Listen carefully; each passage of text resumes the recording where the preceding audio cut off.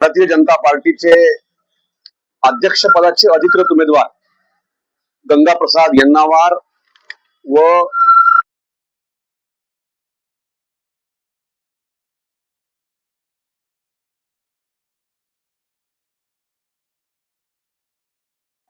आणि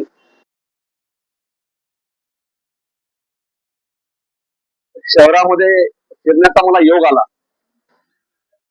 मी भारतीय जनता पार्टीचा जाहीरनाम्याचं आता वाचन केलं। विकासाच्या अनेक मुद्द्यांचा उल्लेख भारतीय जनता पार्टीच्या जाहीरनाम्यामध्ये केलेला आहे, परंतु मला आजच्या या प्रेस कॉन्फरन्सच्या माध्यमातून हा प्रश्न करायचा आहे की एवढ्या विकासाच्या मुद्द्यांचा उल्लेख करण्याची गरज का भासली? यापूर्वी या शहरामध्ये ज्यांची सत्ता होती एवढ्या वर्षापासून त्यांनी काय केलं हा प्रश्न आहे। ज्या ठिकाणी आपण प्रेस घेतोय या समोरचा हा रस्ता या शहराचा मुख्य रस्ता आहे, या रस्त्याची काय अवस्था आहे? नगरपालिकेला विकास कामासाठी केंद्र शासनाकडून मागच्या 5 वर्षामध्ये मोदी साहेबांनी महाराष्ट्रामध्ये 50,000 कोटी रुपये खर्च केले आणि याचा लाभ सगळ्याच नगरपालिकेला भेटलेला आहे। यामध्ये कंधार सुद्धा आहे।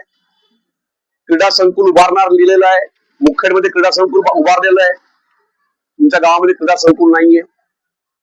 खड्ड्यात रस्ता का रस्त्यात खड्डे असं जाहीरनाम्यामध्ये लिहिलेलं आहे।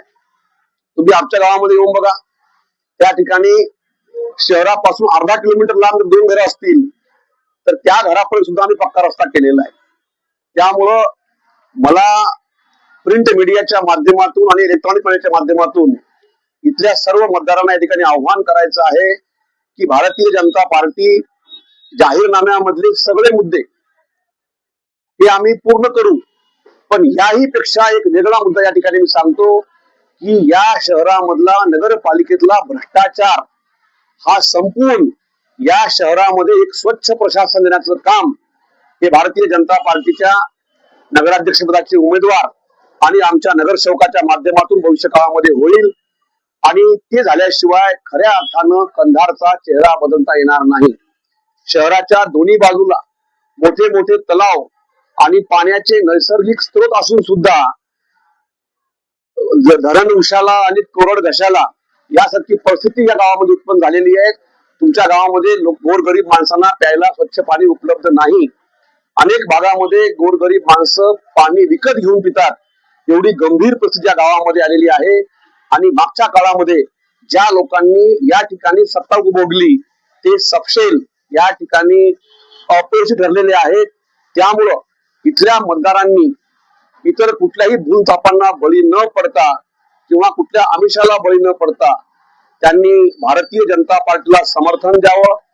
भारतीय जनता पार्टीचे सर्व उमेदवार हे उच्च शिक्षित आहेत, ते तरुण आहेत।